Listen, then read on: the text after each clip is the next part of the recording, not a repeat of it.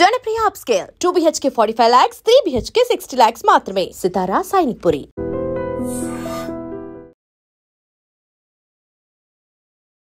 ఇప్పుడున్న యాక్టింగ్ స్కోప్కి ఇప్పుడున్న టెక్నాలజీ అడ్వాన్స్మెంట్స్లో ఏమేమి తేడాలు గమనించారు? ఏది మంచి, ఏది చెడు? ఇప్పుడు ఏమైపోయింది, భాగం లైఫ్ అయిపోయింది, పరుగులు లైఫ్ అయిపోయింది. ఏది చేస్తే అదే యాక్టింగ్. ఏమైనా రెస్పెక్ట్ తగ్గిపోయింది ఈవెన్ ఆడియన్స్కి అండ్ యాక్టర్స్కి అని మీకు ఏమన్నా అనిపిస్తుంది? బేసిక్ ఏమైపోయిందంటే హ్యూమన్ సైకాలజీలో పేషెన్స్ తగ్గింది. నాకు తెలిసినంత వరకు ఇప్పుడున్నట్టుగా ఇంకా 5 years సినిమా ఇండస్ట్రీ కానీ టీవీ ఇండస్ట్రీ కానీ ఉండదేమో అనుకుంటున్నాను. నా పర్సెప్షన్ నేను చెప్తున్నాను.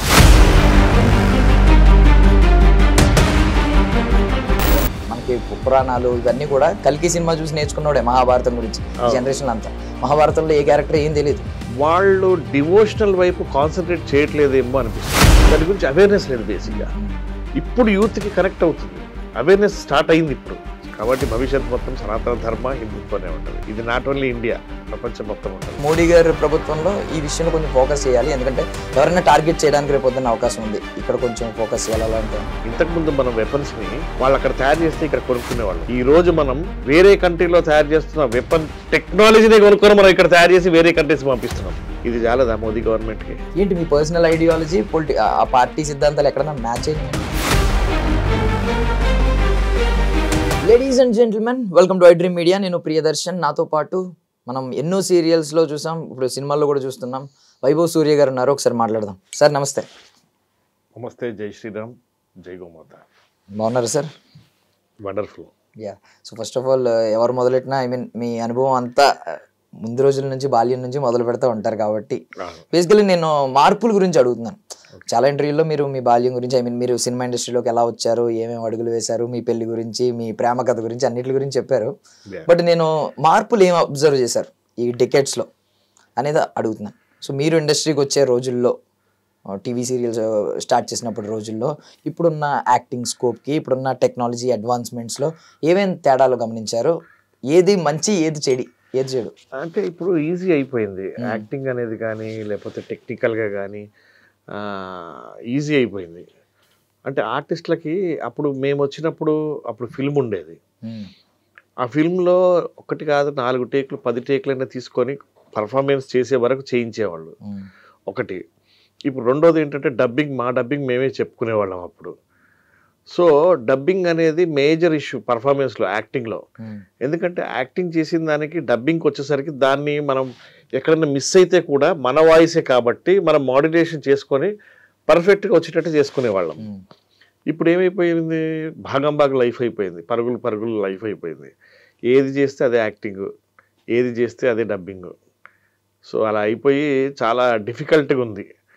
ప్లస్ పెద్ద సినిమాలకు వచ్చేసరికి టైం ఉంటుంది, చిన్న సినిమాలకి టైం ఉండదు బేసిక్గా, సినిమాకైనా టీవీకైనా కూడా. సో దాంతో ఏమైపోయింది అంటే, మనల్ని సీరియల్ హిట్ అయింది అంటే అందులో ఉన్న ఆర్టిస్ట్ అందరికీ, టెక్నీషియన్స్ అందరికీ పేరు వస్తుంది ఆటోమేటిక్గా. సో అది స్క్రిప్ట్ డామినేటింగ్ ఉంటేనే క్యారెక్టర్లకు కానీ లేదంటే ఆర్టిస్ట్ కానీ పేరు వస్తుంది. సీరియల్ అయినా కూడా అంతే. సో మీరు ఇప్పుడు చేంజెస్ ఒకటి చెప్పారు సార్, ఇప్పుడు ఫిల్మ్ ఉందని చెప్పి. యాక్చువల్లీ ఫిల్మ్ ఉన్నప్పుడే టేక్స్ తీసుకోవడం వల్ల ఇబ్బంది కదా, ఫిల్మ్ ఎక్కువ వేస్ట్ అయిపోతా ఉంటుంది. అందుకే 4-5 సార్లు రిహార్సల్ చేయించేవాళ్ళు. పర్ఫెక్ట్గా ఉంది అంటే ఓకే అనేవాళ్ళు, లేదు అంటే 4-5 టేక్లు అంటే షార్ట్స్ కూడా వాళ్ళు రిహార్సల్ చేయించేవాళ్ళు ముందు, టేక్కి ముందు.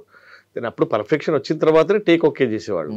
ఇప్పుడు డిజిటలే కాబట్టి ప్రాబ్లం లేదు, ఎన్ని టేక్లైనా తీసుకోవచ్చు మనం, ఏది బాగుందంటే దాన్ని ఎడిట్లో చేసుకోవచ్చు. సో ఇలాంటి మార్పుల వల్ల ఉన్న ఒక సినిమా అంటే ఒక తెలియని గౌరవం ఉండేది ఒకప్పుడు, రెస్పెక్ట్. ఈవెన్ ఆడియన్స్ కూడా వీకెండ్ అయ్యేసరికి మనం వెళ్ళి ఏదో టెంపుల్కి వెళ్తున్నట్టు వెళ్ళి, అదొక ఆచారం, మన సాంప్రదాయం, వెళ్ళి చూసేవాళ్ళం. ఇప్పుడు చాలా ఈజీ అయిపోయింది, ఫోన్లో చూసుకుంటున్నాం, పైరసీలో చూస్తున్నాం, లేకపోతే ఓటీటీలో చూస్తున్నాం, టీవీలో చూస్తున్నాం, థియేటర్ వరకు వెళ్ళాలా, ఇలాంటి ఆలోచన వచ్చింది. చాలా ఈజీ. ఏమైనా రెస్పెక్ట్ తగ్గిపోయింది ఈవెన్ ఆడియన్స్కి అండ్ యాక్టర్స్కి అని మీకు ఏమన్నా అనిపిస్తుంది? అంటే రెస్పెక్ట్ తగ్గలేదు కానీ బేసిక్ ఏమైపోయిందంటే హ్యూమన్ సైకాలజీలో పేషెన్స్ తగ్గింది. రెస్పెక్ట్ సినిమా మీద అలాగే ఉంది కానీ చూసే ఆడియన్స్కి పేషెన్స్ తగ్గింది. ఒకప్పుడు సినిమా చూడడానికి వెళ్ళే వాళ్ళు 4 గంటలు టైం స్పెండ్ చేసి సినిమా చూసేవాళ్ళు. టీవీ వచ్చి సినిమాని డామినేట్ చేసింది, టీవీని వచ్చి ఓటీటీ డామినేట్ చేసింది, ఓటీటీని వచ్చి షార్ట్ ఫిల్మ్స్ డామినేట్ చేసినాయి, షార్ట్ ఫిల్మ్స్ వచ్చి ఇప్పుడు 1 minute అంటే రీల్స్ అట్లా అట్లా అట్లా వెళ్ళిపోవాలి. అంటే బేసిక్ ఏమైపోయిందంటే ఆడియన్స్కి చూసే ఓపిక తీరిక లేదు. రీల్స్ని ఒక 60 స్టోరీస్ని ఒకసారి చూడడానికి ఇంట్రెస్ట్ ఉంటుంది, కానీ ఒకటే అటెస్టెచ్గా 60 నిమిషాలు చూడాలి అంటే ఎవరు చూడడానికి ఇంట్రెస్ట్ చూపించట్లేదు బేసిక్గా. సో దాంతో ఏమైపోయిందంటే ఒకదాన్ని మించి ఒకటి డామినేట్ చేసింది అన్నట్టు ఉంది పరిస్థితి. ఇక మరి ఇంకా ఈ టెక్నాలజీతో ఏ వచ్చిన తర్వాత ఇంకెట్లా ఉంటుందో తెలియదు, కొంచెం కష్టమే. అంటే బేసిక్గా మనకే పేషెన్స్ లేదు థియేటర్కి వెళ్ళి అంత ఓపిక కానీ తీరిక కానీ. సినిమా ఏముంది 15 రోజులు అయిపోతే ఓటీటీలో వస్తుంది అని కొంతమంది, టీవీకి కొంతమంది టీవీ కూడా చూడట్లేదు చాలా మంది, ఫోన్లోనే చూసేస్తున్నారు. మా సీరియల్స్ని 1 day బిఫోర్ వస్తాయి, మేము ఎక్కడైనా కనబడితే మేము ఆల్రెడీ చూసామండి ఎపిసోడ్ అంటున్నారు. సో ఎక్కడ చూసారు మీరు అని అంటే ఆల్రెడీ పొద్దునే చూసేసాం మీ ఎపిసోడ్ అని అంటున్నారు. సో ఆటోమేటిక్గా చేంజెస్ ఉంటాయి. 12 o'clock అలా రిలీజ్ చేసేస్తారు. ఇప్పుడు మీరు అన్నట్టు ఓటీటీ వచ్చింది. ఇప్పుడు ఓటీటీ రావడం వల్ల ఏంటంటే సినిమాకి కొంచెం దూరం అయ్యారు ఆడియన్స్ ఈ పాండమిక్ టైంలో. టీవీ అనేది కొంచెం ఎప్పటి నుంచో ఉన్న సాంప్రదాయం మనకి. ఇంట్లో మీరందరూ ఇంట్లో అతిథులు ఎలా అయ్యారంటే టీవీ ద్వారా. ఇప్పుడు టీవీకి మొత్తం దూరం అయిపోతున్నారు అనుకుంటున్నారు. టీవీ కల్చర్ అనేది పోద్ది అనుకుంటున్నారు ఇన్ ఫ్యూచర్? కల్చర్ ఏది పోదు, కాకపోతే దాని వ్యూవర్షిప్ తగ్గుద్ది.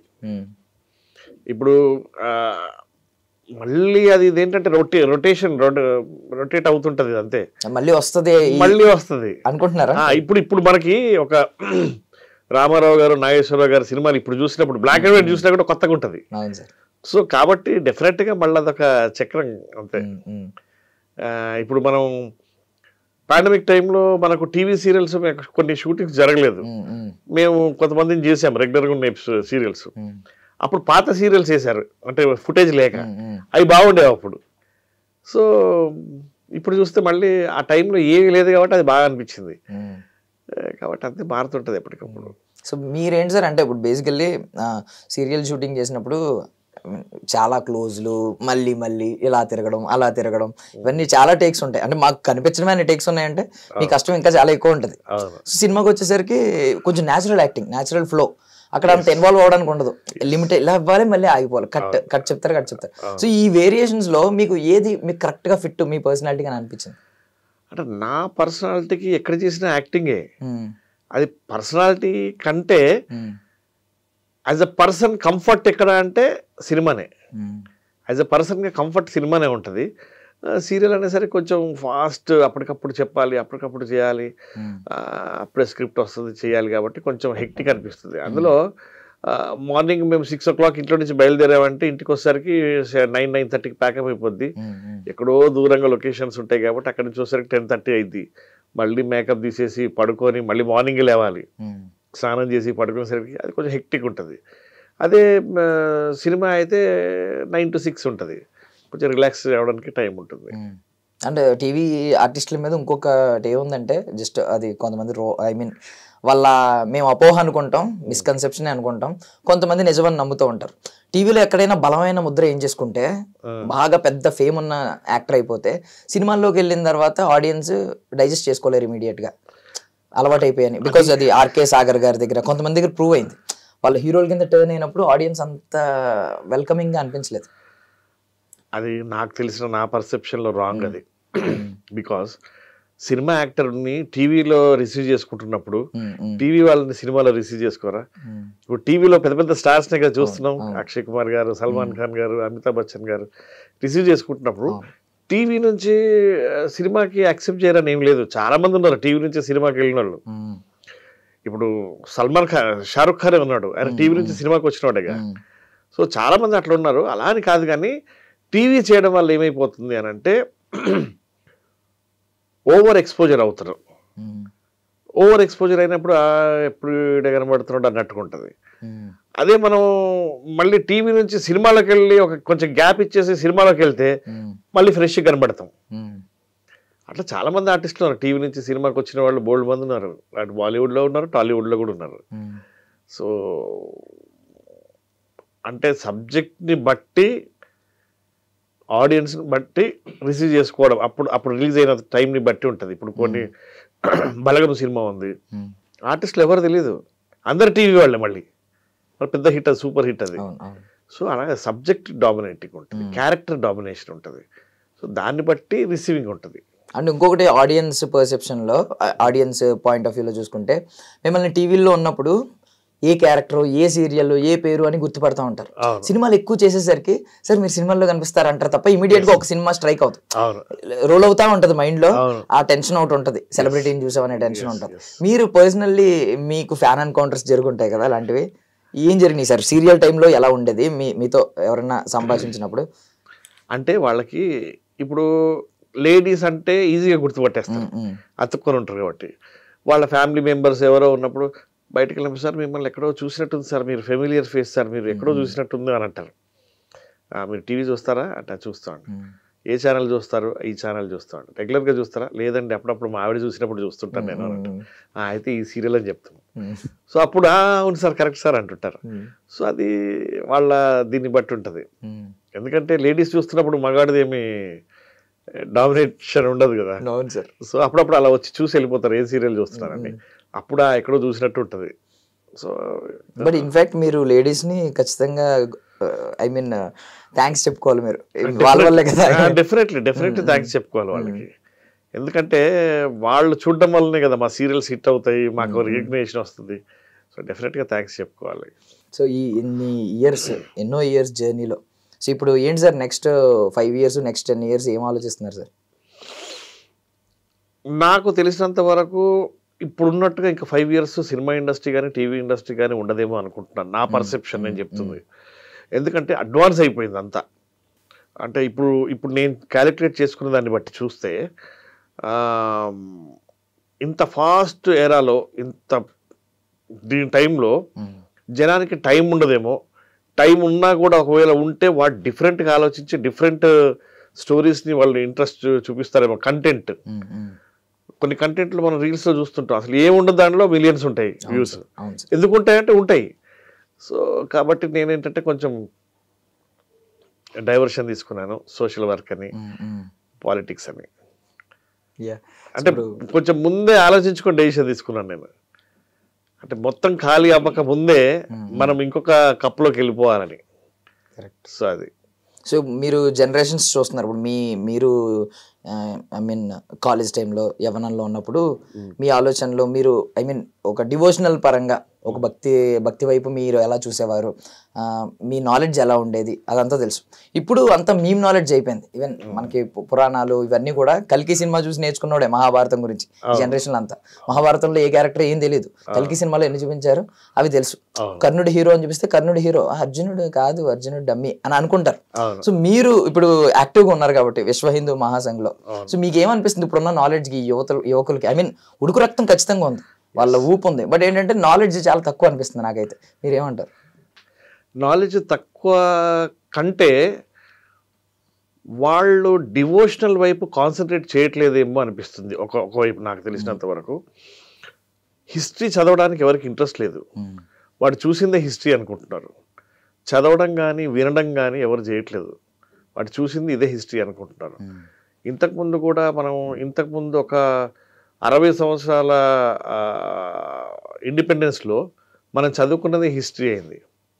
కానీ ఇప్పుడు మోదీ గారు వచ్చిన తర్వాత అసలు హిస్టరీ అనేది ఏంటనేది ఇప్పుడున్న జనరేషన్కి కొంతవరకు తెలిసింది. ఇంకొక 10 సంవత్సరాలు మోదీ గారు ఉంటే అసలు భారతదేశం అంటే ఏంటి, హిందుత్వం అంటే ఏంటి, అసలు రియల్ హిస్టరీ మనము ఇప్పుడు మేమైనా మీరైనా చదువుకున్నది ఏంటంటే అక్బర్ బాబరే చదువుకున్నాం. పురుషోత్తముడు అశోకుడు గురించి చదువుకోలేదు, వాళ్ళ హిస్టరీ చదువుకోలేదు. సో దాన్ని ఇప్పుడు బయటకు తీస్తున్నారు. అది ఇప్పుడు నెక్స్ట్ జనరేషన్ నేర్చుకోవాల్సిన అవసరం ఎంతైనా ఉందనేది నాకు అనిపిస్తుంది. ఏమన్నా మీరు అనుకుంటున్నారా అంటే ఈ పాఠ్య పుస్తకాల్లో ఈ సిలబస్ ఏమన్నా మారే అవకాశం ఉందా, ఇవి ఎక్కువ ఇంక్లూడ్ అయ్యే అవకాశం ఉందని అనుకుంటున్నారా? ఇంక్లూడ్ చేయాలని కోరుకుంటున్నాను నేను. అవుతుందా లేదా అనేది నా చేతుల్లో లేదు, కానీ ఇంక్లూడ్ చేస్తే మన దేశంలో ఉన్న వారియర్స్, యుద్ధ వీరులు బోల్డ్ మంది ఉన్నారు. చాణక్యుడు, చంద్రగుప్తుడు ఇంతమంది ఉన్నారు మన దగ్గర 4 వేదాలు ఉన్నాయి. వాటి గురించి పెట్టడం వల్ల వాళ్ళకి ఏంటనేది యాక్చువల్ హిస్టరీ తెలుస్తుంది. ఇప్పుడు వాడెవడో నా దేశం మీద దండయాత్ర చేశాడు అంటే అది నేర్చుకుని నేను ఏం చేయాలి? నా కింగ్ కానీ నా దేశంలో ఉన్న వాళ్ళు వాళ్ళని ఎట్లా ఇది చేశారు అనేది అది తెలుసుకోవాలి. అప్పుడు నీకేమైపోతుంటే పిల్లల్లో కూడా వాడికి సెల్ఫ్ రెస్పెక్ట్ పెరుగుతుంది, కాన్ఫిడెన్స్ పెరుగుతుంది. ఎప్పుడైనా కూడా నువ్వు నిన్ను కొట్టడానికి ఎవడన్నా వస్తున్నాడంటే వాడిని ఎట్లా ఎదుర్కోవాలనేది నీకు నేర్చుకుంటే నీలో కాన్ఫిడెన్స్ ఉంటుంది ఆడ ఎదురుకు వచ్చినా కూడా. అంతేగాని నిన్నే కొట్టడానికి వస్తారు అని నేర్చుకుంటే నువ్వు భయపడిపోతావు. సో అది లేకుండా ఇప్పుడు నెక్స్ట్ జనరేషన్కి నేర్పించాల్సింది ఏంటంటే వాడు ఎలా వస్తే వాడిని ఎలా దెబ్బతీసాం, మనం తెలివితో దెబ్బతీసామా లేదంటే యుద్ధ తంత్రాలతో వాడిని దెబ్బతీసామా అనేది తెలుసుకోవాలనేది ఇప్పుడున్న జనరేషన్ నేను చెప్పాల్సింది. వాటిని చూడండి, వాటిని నేర్చుకోండి, మీలో కాన్ఫిడెన్స్ పెరుగుతుంది, మీలో ఒక మెంటల్ మెచ్యూరిటీ పెరుగుతుంది. అనవసరమైన ఎన్ని రీల్స్ చూసినా కూడా లాభం ఏం లేదు. హిస్టరీ చదవండి, హిస్టరీ చూడండి, రియల్ హిస్టరీ. సో దాన్ని చూడమని నేను చెప్తాను. సో మన మీదకి వచ్చి మన మీద దండయాత్ర చేసిన వాళ్ళు లేదా మనల్ని పరిపాలించిన వాళ్ళు వాళ్ళ చరిత్ర మనం తెలుసుకుంటున్నాం ఎక్కువ. అప్పుడు నీకేం కాన్ఫిడెన్స్ ఉంటుంది? వాడిని చదువుకొని నేనేం చేసుకోవాలి, వాడిని ఎలా దెబ్బతీసాం, వాడిని ఎలా ఎదుర్కొన్నాం అని అంటే బేసిక్గా నీ మైండ్లో ఏమైపోతుంది, సైకలాజికల్గా ఎస్ నేను కూడా ఇలా ఉన్నానని ఉండాలి అని ఒక కాన్ఫిడెన్స్ వస్తుంది మనలో. అంతే తప్ప ఇప్పుడున్న హిస్టరీ అంతా వాళ్లే వచ్చారు, వాళ్లే దోసుకున్నారు, వాళ్లే చంపారు, వాళ్లే పోయారు, వాడే రాజైపోయాడు, మరి మేమేం చేసామనేది చెప్పాలి కదా. అది ఇప్పుడు మోదీ గారి గవర్నమెంట్ చేస్తుంది. దానికి రియల్లీ నేను మోదీ గారికి కానీ అమిత్ షా గారికి కానీ థ్యాంక్స్ చెప్పుకుంటున్నాను. So from being TV industry, film industry, films చూసుకుంటే ఈ మధ్య ఆడియన్స్ కూడా టేస్ట్ అలాగే ఉంది. ఫిల్మ్స్ కూడా చావా లాంటి సినిమాలు, కల్కి మన దగ్గర నుంచి వచ్చింది ఒక అద్భుతమైన సినిమా, చావా లాంటి సినిమాలు, ఇలాంటి సినిమాలు వస్తున్నప్పుడు మీకు ఏమనిపిస్తుందండి?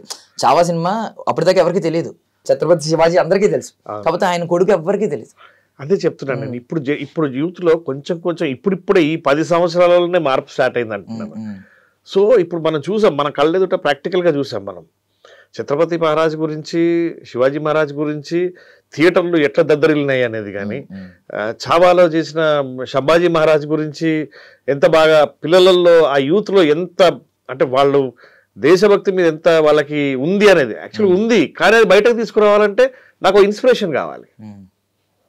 సో ఆ ఇన్స్పిరేషన్ ఎక్కడ వస్తుంది? సినిమాల వల్ల వస్తుంది, లేదంటే బుక్స్ వల్ల వస్తుంది, లేదంటే ఇట్లా యూట్యూబ్లో చేయడం వల్ల వస్తుంది. అది చూడాలి అంటున్నాను నేను, అది నేర్చుకోవాలి. సో నెక్స్ట్ జనరేషన్కి ఇప్పుడిప్పుడే అది ఎక్కుతుంది, ఆ బ్లడ్ ఎక్కుతుంది, ఫ్యూచర్ మొత్తం ఇదే ఉంటుంది నాకు తెలిసి. సో మీకు తెలిసిన అన్సంగ్ వారియర్స్ ఎవరైనా, ఇంకా వాళ్ళ కథలు ఎవరికి సరిగ్గా తెలియదు, సినిమా వస్తే బాగుండు వీళ్ళ మీద, అట్లీస్ట్ ఒక సిరీస్ కానీ సినిమా కానీ వస్తే బాగుండు అని అనుకున్న వాళ్ళు ఎవరు? కొన్ని వందలు ఉన్నాయి అట్లా. ఒక ఎగ్జాంపుల్, ఒక 2 వందలు ఉన్నాయి. ఎగ్జాంపుల్ చెప్పడానికి రాణా ప్రతాప్ ఉన్నాడు, ఛత్రపతి శివాజీ మహారాజ్ ఉన్నాడు, తర్వాత భగత్ సింగ్ ఉన్నాడు.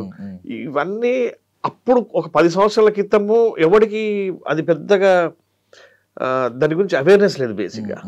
ఇప్పుడు యూత్కి కనెక్ట్ అవుతుంది, అవేర్నెస్ స్టార్ట్ అయింది. ఇప్పుడు ఇంకొక 10 సంవత్సరాల్లో డెఫినెట్గా ఒక ఇప్పుడున్న పరిస్థితులు, కాలమాన పరిస్థితుల్లో పక్క దేశాలలో జరుగుతున్న ఇన్సిడెంట్స్ చూసిన తర్వాత మనం ఇలా ఉండకూడదు, మనం ఇలా ఉంటేనే. ఇప్పుడు ఎలా ఉంటుందంటే ప్రతి ఒక్కరికి నా ఇంట్లో అంబానీ ఉండాలి, పక్కింట్లో ఛత్రపతి శివాజీ ఉండాలి, పుట్టాలి అనుకుంటారు. నీ వరకు వస్తేనే కదా ఛత్రపతి శివాజీ నీ ఇంట్లో నిన్ను కాపాడేది. సో అది ఇప్పుడు స్టార్ట్ అవుతుంది, ఇప్పుడు అవేర్నెస్ స్టార్ట్ అయింది. అది ఒక క్వశ్చన్ అడుగుతున్నాను, తప్పుగా అనుకోకండి. అంటే బయట ఉన్న ఆలోచనలకి క్లారిటీ మీరే ఇవ్వగలరు, మీరు ఒక ఇన్సైడ్ ఉన్నారు కాబట్టి. విశ్వ హిందూ మహాసంఘ్ ముఖ్య ఉద్దేశం ఏంటంటే, అంటే విశ్వ హిందూ మహాసంఘ్ అంటే ఇతర మతాల అంటే మీకు ఏమన్నా శత్రువుల్లో కనిపిస్తారా? లేదు మీ వాళ్ళు కాదు అని అనిపిస్తారా? నేను ఫస్ట్ నా ఇంటిని నేను శుభ్రంగా ఉంచుకోవాలనుకుంటాను. పక్కింటితో నాకేం సంబంధం? నా ఇంటిని నేను ఎంత జాగ్రత్తగా చూసుకున్నాను, నా ఇంటిని ఎంత శుభ్రం చేసుకున్నాను, నా ఇంటిని ఎంత అందంగా ఉంచుకున్నాను, నా ఇంటి వచ్చేవాడికి ఎంత కంఫర్ట్గా నేను ఉంటున్నాను అనేది నేను చూసుకుంటాను. విశ్వ హిందూ మహాసంఘ్ కూడా అదే. అంటే నా వరకు నేను కంఫర్ట్గా ఉన్నానా లేదా, నా ధర్మం ప్రకారం నేను కంఫర్ట్గా ఉన్నానా లేదా, నా మతం ప్రకారం నేను కంఫర్ట్గా ఉన్నానా లేదా. సో అంతవరకే కానీ నేను వేరే వాడిని దూషించి వేరే వాళ్ళని అసలు సంబంధం లేదు. అది నా దాంట్లో ఉండే వాళ్ళని, నా ఇంట్లో వాళ్ళని నేను నా ధర్మం వైపు ఉంచుకోవాలనుకుంటాను. సో దానికి సంబంధించిందే విశ్వ హిందూ మహాసంఘ్. అందులో అందరికీ తెలుసు యోగిజీ గారు, బుల్డోజర్ బాబా, ఆయన ఆర్గనైజేషన్ అంటే అందరికి తెలిసిందే, నేను చెప్పాల్సింది ఏం లేదు. బుల్డోజర్ బాబా సో నేను చెప్పాల్సింది ఏం లేదు, అందులోనే ఉంటుంది, పేరులోనే ఉంటుంది మిగిలిందంతా. Yeah okay. అంటే ధర్మం గురించి కూడా మీరు ఒకప్పుడు వెస్టర్న్ కల్చర్ అని భయపడుతూ ఉండేవాళ్ళు. ఇప్పటికీ వెస్టర్న్ కల్చర్ ఉంది, ఉన్నప్పటికీ కూడా మనం చూస్తే ఇతర దేశాల్లో కూడా ఎక్కువగా హిందువులుగా మారుతున్న వాళ్ళు, హిందూ ధర్మం గురించి తెలుసుకుంటున్న వాళ్ళు ఎక్కువగా కనిపిస్తున్నారు. మీరు చూస్తే ఫారినర్స్ అందరూ బయట కూడా రకరకాల టెంపుల్స్, మన టెంపుల్స్ అక్కడ వేరే చోట కనిపిస్తూ ఉన్నాయి. వాళ్ళు ఇక్కడికి వస్తూ ఉన్నారు. ఈవెన్ మన కుంభమేళ, మహాకుంభమేళ జరిగినప్పుడు ఎంతమంది ఫారినర్స్ వచ్చారు. సో ఏమనిపించిందండి మీకు ఈ మార్పు? ఏం కనిపించిందండి ఈ 10 ఏళ్లలో? మన కల్చర్ ఇంకా ముందుకెళ్తుంది అని అనుకుంటున్నారా? మన వాళ్ళు ఏమన్నా కొంచెం మంది చచ్చదోళ్ళ ఉండరు అనుకుంటున్నారు? డెఫినెట్గా భవిష్యత్తు మొత్తం ఇదే ఉంటుంది. ప్రపంచం మొత్తం ఫ్యూచర్లో ప్రపంచం మొత్తం హిందుత్వనే ఉంటుంది, సనాతన ధర్మమే ఉంటుంది డెఫినెట్గా. ఇది మొదలు, ఇది ఆరంభం మాత్రమే, అంతం కాదు. సో అది మొన్న టేస్ట్ చేసాం మనం కుంభమేళలో. సో ఎంతవరకు అంటే దాని గురించి టేస్ట్ తెలియనంత వరకు మనకు అది చేదుగానే ఉంటుంది. సో దాంట్లో ఎంత తీపి ఉన్నది అనేది మొన్న కుంభమేళలో తెలిసింది. సో కాబట్టి భవిష్యత్ మొత్తం సనాతన ధర్మ హిందుత్వనే ఉంటుంది. ఇది నాట్ ఓన్లీ ఇండియా, ప్రపంచం మొత్తం ఉంటుంది. మొన్న దీని దెబ్బకి ప్రపంచం అంతా మాట్లాడుకుంది. అంటే లార్జెస్ట్ హ్యూమన్ గ్యాదరింగ్ ఈవెంట్ అయ్యింది అది. గ్యాదర్డ్ ఈవెంట్, వరల్డ్ రికార్డ్ కదా, world record. FIFA world cups ఇవన్నీ ఎప్పుడో పక్కకి వెళ్ళిపోయినాయి.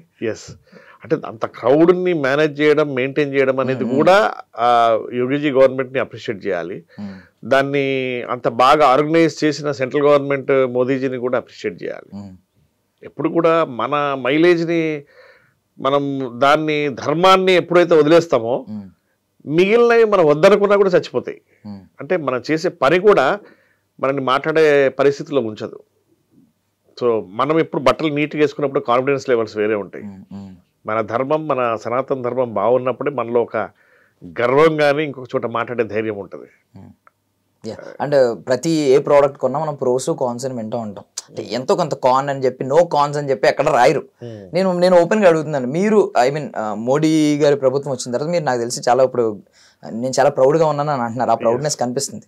అండ్ ఇతర దేశాల మధ్య ఈవెన్ మనం కొన్ని ఇండెక్సెస్లో ఇండియా ర్యాంక్ బాగా పెరిగింది. ఈవెన్ డిఫెన్స్లో అయితే ఇండియాని చూసి చాలా దేశాలు భయపడుతున్నాయి కూడా, చాలా భయపడుతున్నాయి. కొన్ని దేశాలు, శత్రు దేశాలు కూడా మిత్ర దేశాలుగా మారడానికి ప్రయత్నిస్తున్నాయి, మనతో చేతులు కలిపి మనతో కలిసి ట్రావెల్ అవుతున్నాయి.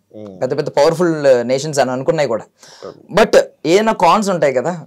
మీరు బీయింగ్ అన్ ఇన్సైడర్ ఒక కాన్ ఏమన్నా చెప్పగలరా? అంటే మోడీ గారి ప్రభుత్వంలో ఈ విషయంలో కొంచెం ఫోకస్ చేయాలి, ఎందుకంటే ఎవరైనా టార్గెట్ చేయడానికి రేపు పొద్దున్న అవకాశం ఉంది, ఇక్కడ కొంచెం ఫోకస్ చేయాలి అంటే ఏమన్నా?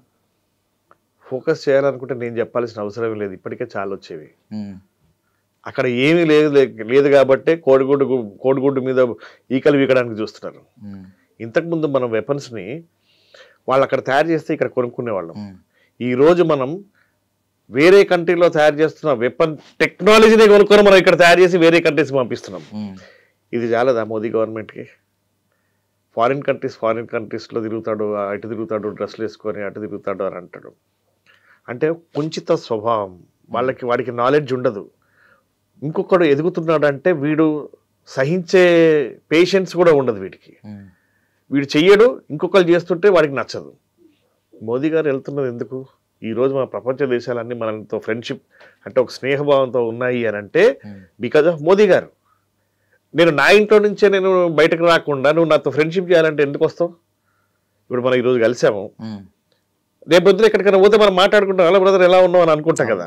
అదే నేను నీతో కనెక్ట్ లేకపోతే రేపు పొద్దున నీ ఫ్రెండ్స్ నాకెలా పరిచయం అవుతారు, నా ఫ్రెండ్స్ నీకెలా పరిచయం అవుతారు, నా పని నీకెలా తెలుస్తుంది, నీ పని నాకెలా తెలుస్తుంది? సో మోదీ గారు చేస్తుంది ఇదంతా ఒక దగ్గర తీసుకొచ్చేసి అందరితో ఫ్రెండ్లీగా ఉండడం వల్ల ఫస్ట్ నీ దేశం శాంతియుతంగా ఉంటుంది.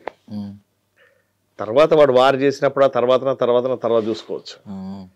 కాకపోతే కొంచెం నినాదం తీసుకున్న సిద్ధాంతాల విషయానికి వస్తే మాత్రం మన సుభాష్ చంద్రబోస్ గారి లాగే రక్తాన్ని ఇవ్వండి నేను స్వాతంత్రాన్ని ఇస్తానని ఆయన అప్పుడు ఎంత పొగరగా చెప్పారో, ఈయన కూడా అంతే, ఎవరైనా ఇస్తే కౌంటర్ అటాక్ ఇవ్వాల్సిందే అన్నట్టు ప్రతిదానికి మనం తలెత్తుకునే ఉండాలి, దించే పరిస్థితే లేదనే సిద్ధాంతం ఫాలో అవుతాం. ఇప్పుడు మోదీ గారే ఉన్నారు, రేపు యోగి గారు వస్తే మీరు ఎక్స్పెక్ట్ చేస్తున్నారు, వెయిట్ చేస్తున్నారు. ఓకే, సో తప్పులేదు. సో గోమాత సేవా ట్రస్ట్ గురించి మాట్లాడుకుందాం. సో ఏంటంటే దాని ముఖ్య ఉద్దేశం ఏంటి? మీరే స్టార్ట్ చేశారు? నేనే స్టార్ట్ చేశాను. ఎందుకు స్టార్ట్ చేశానంటే బేసిక్గా గోవుని నార్త్లో గోవు మీద చాలా మందికి అవేర్నెస్ ఉంది.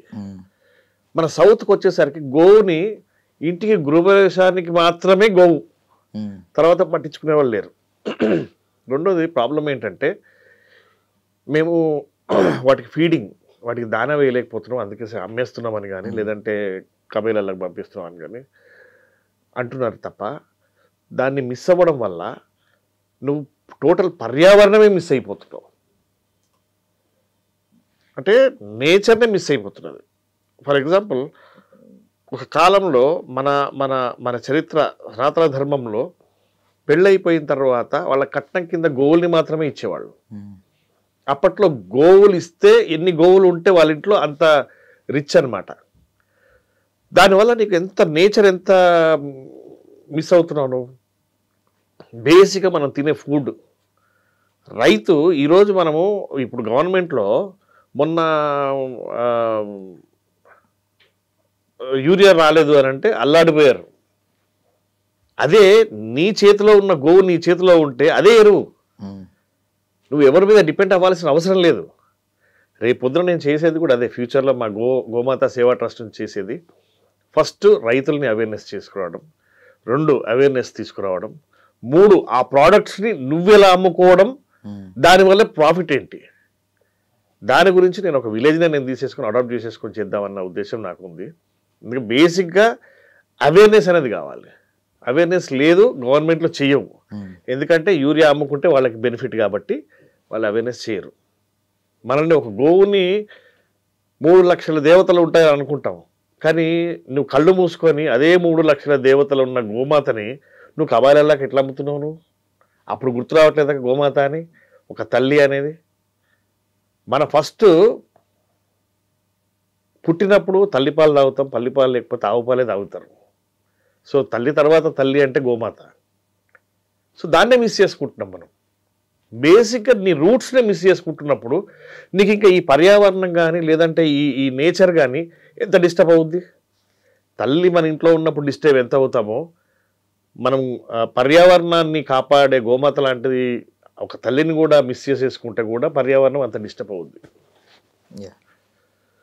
సో అర్థమైంది, మీ యాంగిల్ మొత్తం అర్థమైంది, బాగుంది. కొత్త ఇంతకుముందు ఈ చంపే వాళ్ళని అరికట్టాలి, ఈ ఎక్స్పోర్ట్, బీఫ్ ఎక్స్పోర్ట్ ఇలాంటి వాటిని గురించి ఎక్కువ ఫోకస్ చేసేవారు, కానీ ఇప్పుడు చాలా మంది ఆల్మోస్ట్ ఎడ్యుకేటెడ్ అయ్యారు ఇలాంటి విషయంలో. సో మీరు తగ్గింది అనుకున్నారు ఇది కంప్లీట్ గా బీఫ్ ఎక్స్పోర్ట్ అవ్వడం? అంటే బేసిక్ గా నేను ఇదే చెప్తున్నాను. మీరు వాళ్ళని నేను చంపొద్దు, తినొద్దు, ఎక్స్పోర్ట్ చేయొద్దు అని నేను అనను. మీరు అమ్మకండి, మీకు దీనివల్ల ఏం లాభాలు ఉన్నాయి, ఎంత లాభాలు ఉంటాయి అనేది వీళ్ళని నేను ఎడ్యుకేట్ చేస్తాను. నేను అది నాకు సెకండరీ, నాకు సంబంధం లేదు. అది స్లాటర్ హౌస్ తీసుకెళ్ళడం అని నాకు సంబంధం లేదు. అది గవర్నమెంట్ చూసుకుంటాయి. నేనేం చేద్దామంటే, నువ్వు ఫస్ట్ అమ్మకపోతే నీకు అది ఎక్కడ ఉండదు, నీ ఎక్స్పోర్టే ఉండదు కదా. బేసిక్ని కట్ చేయాలా, రూట్స్ని కట్ చేసేస్తే మిగిలినవి ఉండవు. నువ్వు స్లాటర్ హౌస్కి పంపించకపోతే వాడు ఏం చేస్తాడు, ఆపేస్తాడు ఎక్స్పోర్ట్. సో అందుకోసం నేను ఏం చేయాలంటే ఫస్ట్ బేసిక్గా నేను వీళ్ళని ఎడ్యుకేట్ చేయాలి. వీళ్ళ దగ్గర కట్టడి చేస్తే నాకు అది ఆటోమేటిక్ కట్టడి అయిపోతుంది. కరెక్ట్. సో కొత్త నినాదాన్ని అయితే తీసుకొచ్చారు.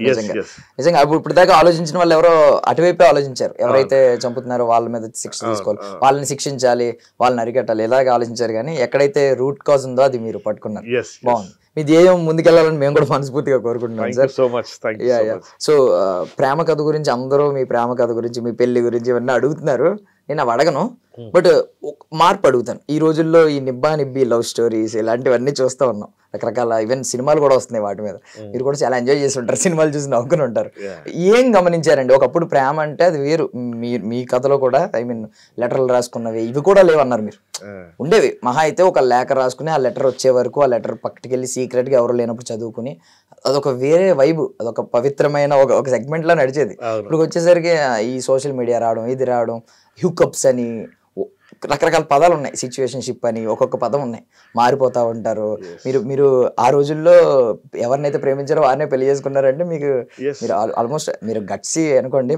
అప్పుడు ప్రేమ అంటే ఒక వైబ్రేషన్, అంటే ఒక ఉత్తేజం. ఇప్పుడు అంతా ప్రేమ అంటే ఫ్రస్ట్రేషన్. అంటే ఒకరోజు 2 రోజుల్లోనే వాళ్ళకి తెలిసిపోతుంది, వాడి గురించి వీడికి, వీడి గురించి వాడికి. నువ్వు ఇలా ఉండాలంటే నువ్వు ఇలా ఉండాలి, నేను ఉండను అంటే అవుట్ అంటున్నారు. సో ఇప్పుడు ఏమైపోయింది అంటే షార్ట్ టర్మ్. అప్పుడు కొంతవరకు లాంగ్ టర్మ్ ఉండేది. ఇంకా మా ఫాదర్ జనరేషన్లో అప్పుడు పెళ్ళి అంటే పెళ్లి చేసేసుకోవడమే అదంతా ఉండేది. మా వరకు ఉన్నప్పుడు కొంతవరకు కమిట్మెంట్ ఉండేది. ఇప్పుడు అంతా ఫ్రస్ట్రేషన్లో ఉంటున్నారు. ఒక్కరోజు నువ్వు వాళ్ళకి కంఫర్ట్గా లేవు అని అంటే నెక్స్ట్ మినిటే గెట్అవుట్ అంటున్నారు. సో కాబట్టి దానికి దీనికి ఇప్పుడు ప్రేమ అనేది ఏంటంటే ఒక 2 అక్షరాలు అంతే, దానికి వాల్యూ లేదు, వాల్యూ ఉండదు కూడా. సో ఈ ఇన్నేళ్ళలో మీరు ఎవరికైనా ఐ మీన్ నేను గ్రాటిట్యూడ్ మిగిలిపోయాను వాళ్ళకి చెప్పుకోలేకపోయాను థ్యాంక్స్ సరిగ్గానే అనే రిగ్రెట్ ఉందండి ఇండస్ట్రీలోనా? ఇండస్ట్రీలో నన్ను ఫస్ట్ ఇంట్రడ్యూస్ చేసిన, అంటే నేను గ్రాటిట్యూడ్ అంటే ప్రతి ఇంటర్వ్యూలో చెప్పాను, మంజులా నాయుడు గారికి నేను ఎప్పటికీ రుణపడి ఉంటాను. ఫస్ట్ నన్ను ఇంట్రడ్యూస్ చేసింది మంజులా నాయుడు గారు, శ్రీకాంత్ ప్రొడక్షన్. డెఫినెట్గా ఎప్పటికీ నేను గ్రేట్ఫుల్గానే ఉంటాను, మర్చిపోలేను. ఇక ఆ తర్వాత అంటే అది నా సెల్ఫ్ మేడ్, నేనే వచ్చాను, నేను స్టాండ్ అయ్యాను, నిలబడ్డాను. ఆ తర్వాత ఆ రేంజ్లో నేను గ్రేట్ఫుల్గా ఉండాలని కానీ అట్లా ఎప్పుడు ఎవరు అనిపించలేదు. ఫ్యూచర్లో చూద్దాం. బట్ మంజులా నాయుడు గారు ఆ రోజుల్లో ఇప్పుడు రాజమౌళి గారు ఎంతో ప్రౌడ్గా ఫీల్ అవుతామో, మంజులా నాయుడు గారు ఆ రేంజ్ సీరియల్స్ టైంలో ఆవిడ ఈవెన్ అబ్బాయిలేంటి అమ్మాయిలేంటి మేము కూడా మొగల్ రేకులు చక్రవాకం సీరియల్స్ అన్ని చూస్తూ కూర్చునే వాళ్ళం. బట్ తర్వాత ఐ మీన్ ఏదైనా ట్రెండ్ మారుతూ ఉంటుంది, అన్నీ మారుతూ ఉంటుంది, టేస్ట్ మారుతూ ఉంటుంది. మీరు తర్వాత ఎప్పుడన్నా అనుకున్నారా మంజులా నాయుడు గారు మళ్ళీ ఒకసారి వచ్చి గట్టిగా తిప్పితే బాగుంటుంది చక్రం అని చెప్పి? అంటే అప్పుడున్న మేడంకి అప్పుడున్న టైం కూడా ఉండాలి.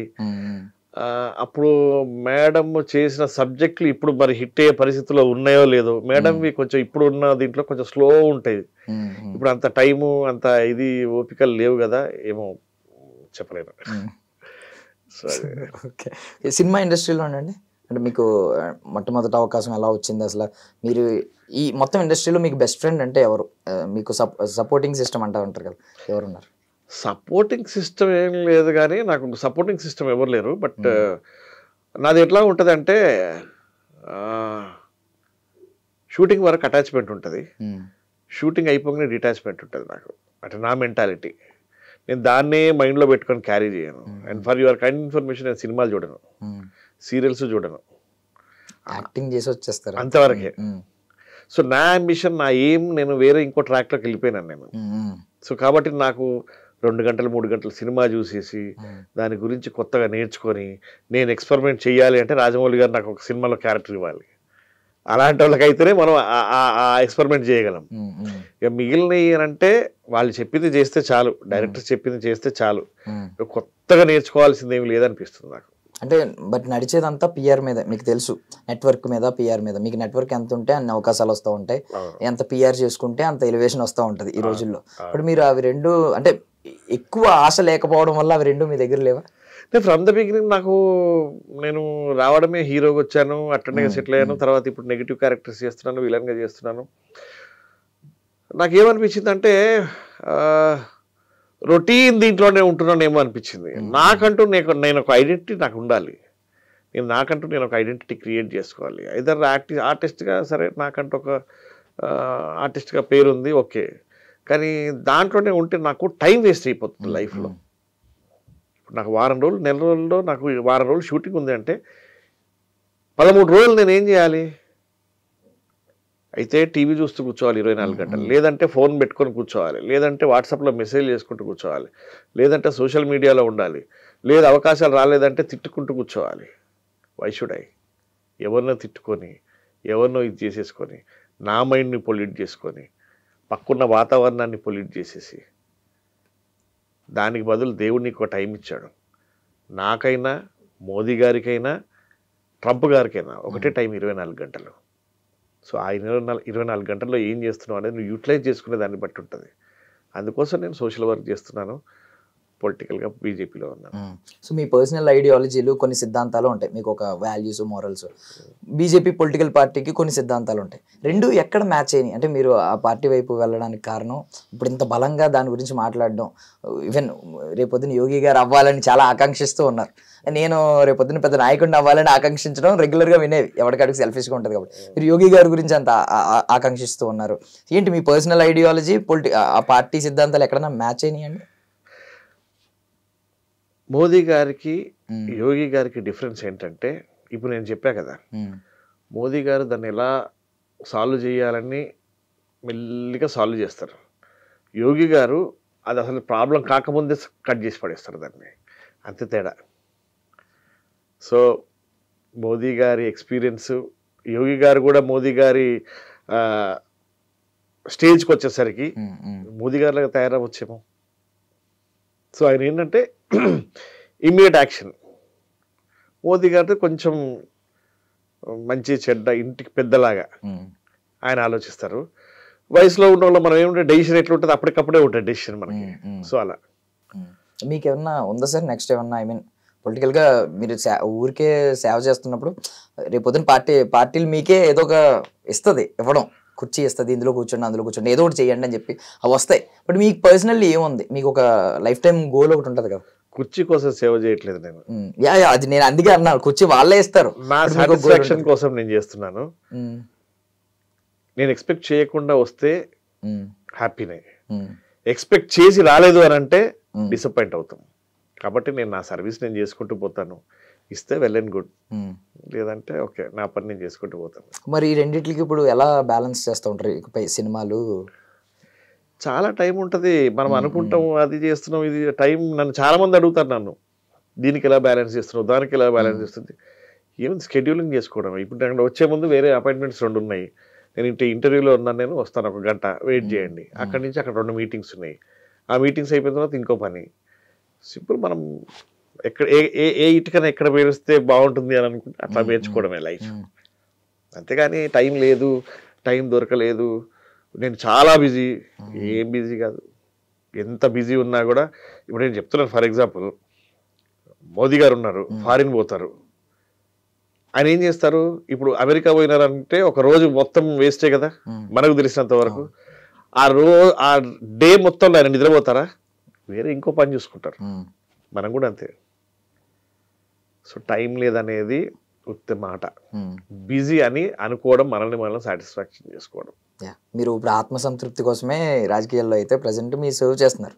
బట్ రేపు పొద్దున్న ఏదన్నా ఒక కుర్చీ మీ దగ్గరకు వచ్చి, ఒక పదవి మీ దగ్గరకు వచ్చి ఎవరన్నా చేశారనుకోండి, అప్పుడు ప్రయారిటీ ఎలా ఇస్తారు? అంటే ఏది ఎక్కువ ప్రయారిటీ ఉంటుంది? సినిమా అవకాశాలు వస్తూ ఉంటాయి దగ్గరికి, ఏదో ఒక పదవి ఉంది దగ్గర, కొంచెం పవర్ ఉంది, మీ టైం ఎక్కువ, అది దానికి రిక్వైర్మెంట్ ఉంది. సో అలాంటప్పుడు మీ ప్రయారిటీ సర్వీస్ మీద ఉంటుంది.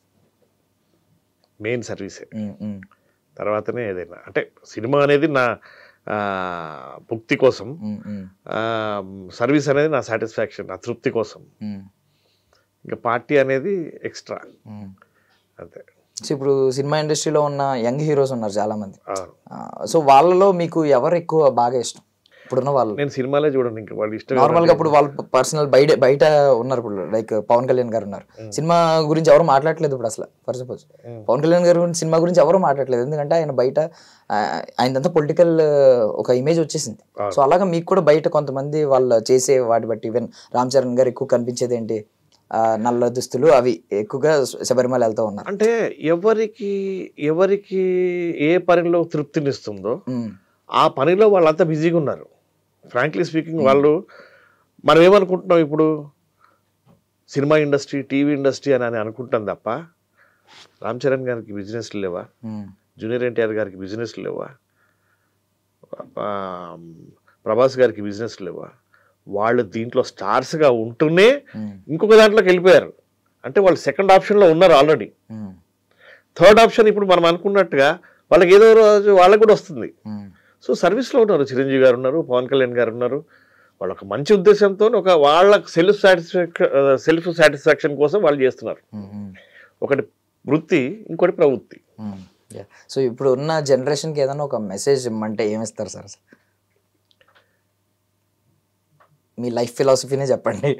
నా లైఫ్ ఫిలాసఫీ ఒకటే, టైం లేదు, టైం సరిపోవట్లేదు. టైం అందరికీ సరిపోద్ది, అందరికీ ఒకటే టైం ఉంటుంది, 24 గంటలు.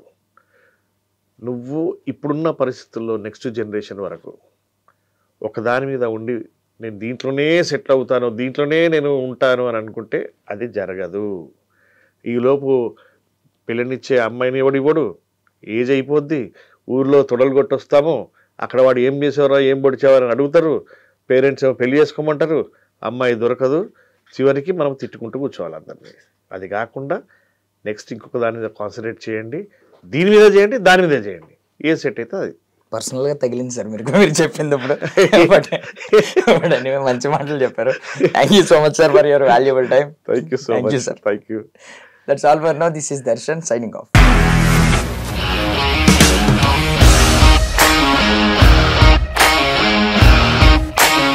ఇండస్ట్రీలో కమిట్మెంట్ ఇష్యూస్ వస్తే నీకు కూడా వచ్చినట్టు మార్నింగ్ తీసుకెళ్ళానంటే కొట్టి పడేసాడు.